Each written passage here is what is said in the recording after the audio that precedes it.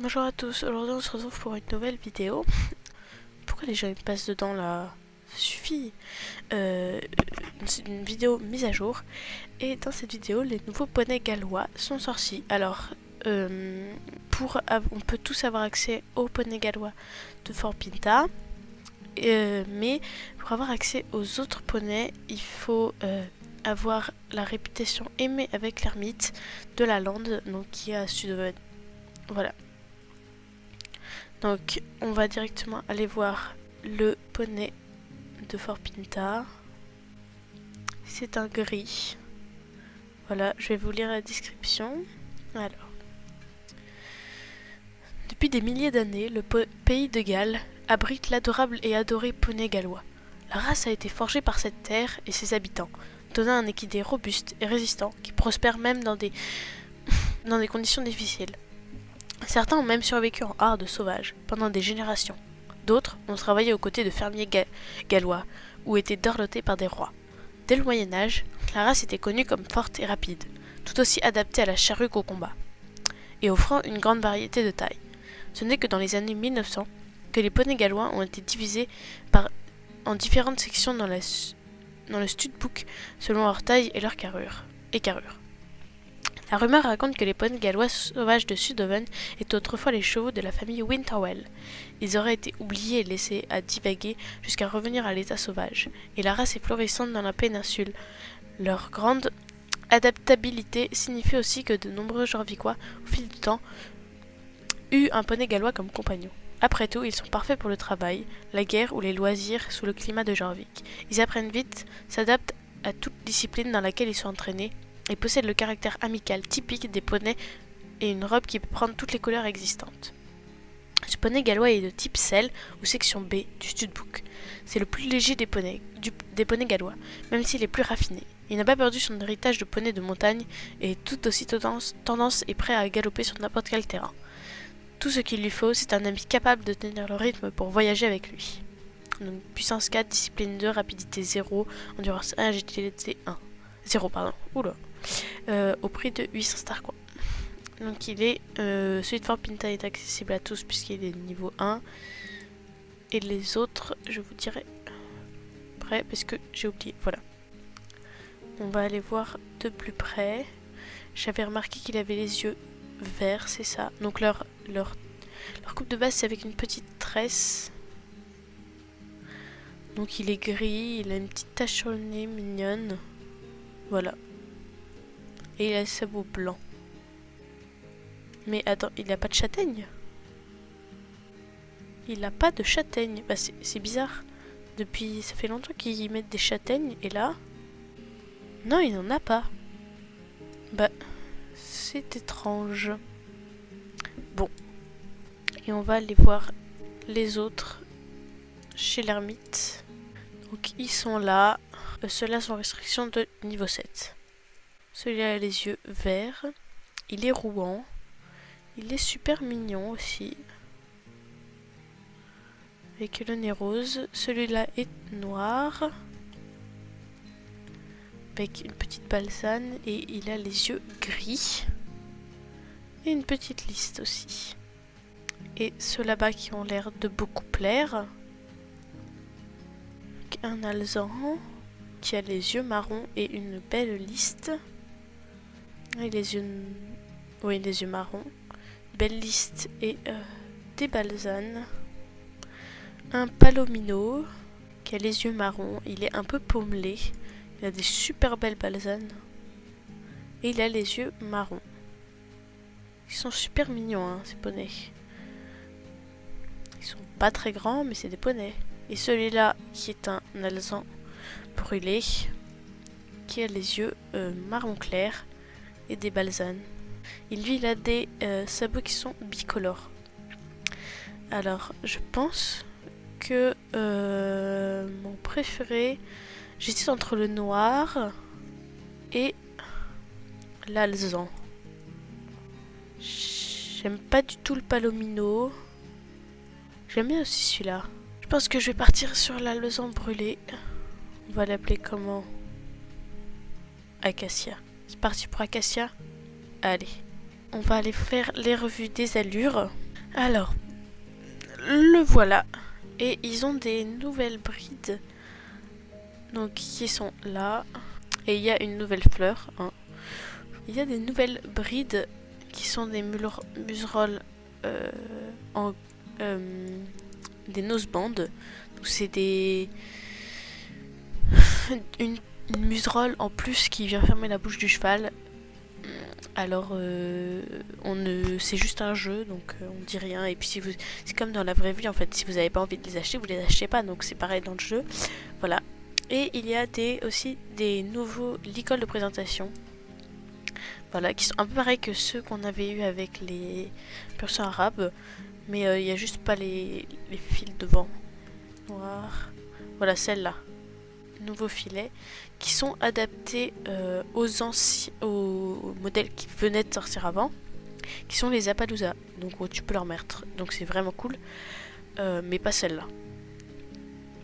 Et ils sont adaptés aux brides des Appaloosa. Donc celle-là.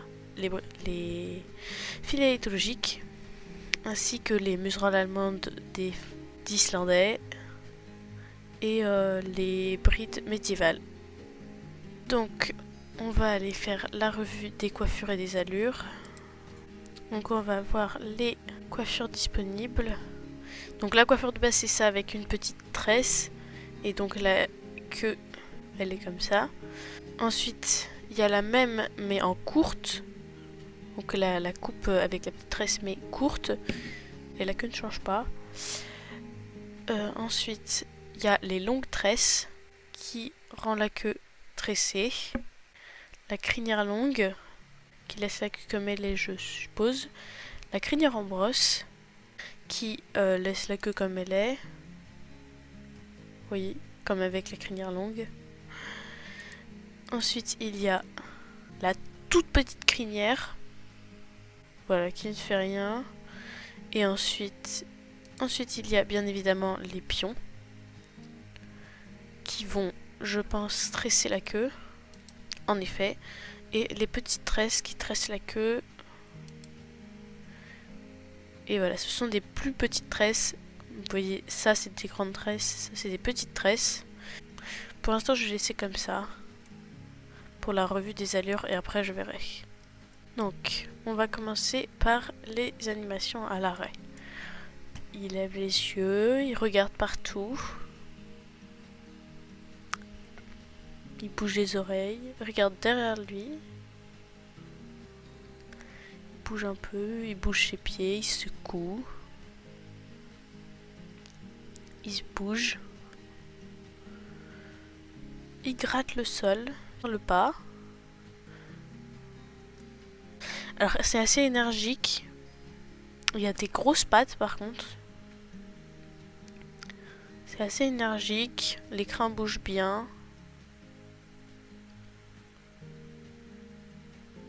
On va partir au trot. Ça s'enchaîne bien. Il courbe bien la tête. Il n'y a pas de couac pour l'instant. Ça va un peu dans le même style que le pas. C'est vraiment joli. J'aime bien beaucoup. Les crins sont bien animés. Mais les oreilles en avant. On va passer au petit galop. Il relève la tête. Avant de partir au galop. Il n'y a pas l'air d'avoir de problème. Je regarde surtout au niveau des épaules parce que c'est souvent là où il y a un problème. La tête, elle fait un petit rebond, mais les crins sont bien animés. C'est bon. Le moyen galop. Alors là, il lève beaucoup ses fesses. Et il reste là.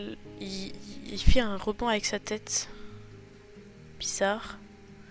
Mais c'est pas trop gênant. Parce qu'il y avait ça sur le Paint et la Palooza. Au niveau des épaules, tout va bien. Hein. Il remonte le dos, j'ai l'impression. Enfin, c'est peut-être qu'il remonte les fesses plutôt. Sinon tout va bien. Et le grand galop, alors là vraiment il vient chasser, il vient chercher loin. Il ressemble un peu au pur sang arabe. Après c'est un modèle qui est un peu pareil que le pur sang arabe. Les crins sont bien animés. Mais je pense qu'ils l'ont repris du pur sang arabe, ce galop. Ils l'ont repris du pur sang arabe, mais il n'y a pas de problème. Ah si, vous voyez là, je pense qu'ils l'ont vraiment repris du pur sang arabe, puisque là l'épaule elle est bien au bon endroit. Et là, quand on part au grand galop, elle se baisse. Attendez, parce que là c'était au coin du coup forcément. Voilà, et là, au grand galop, elle se met à se baisser. C'est un peu chelou. Bon voilà. Ensuite on va faire le reculer. Attendez. C'est pas le pas à l'envers, c'est bien. Il est assez énergique. C'est bien, il n'y a pas de problème. Ensuite le cabré. C'est bien parce que maintenant ils font plus des cabrés genre vraiment ultra haut comme le frison ou tout. Parce que du coup c'est plus joli pour faire les photos maintenant. Oui, je pense que ça. Mais sinon joli cabré, hein. Je crois qu'il n'a pas été repris. Il vient pousser avec ses pattes. C'est vraiment mignon, ça fait un cabré de poney, je trouve. Ensuite l'arrêt brutal.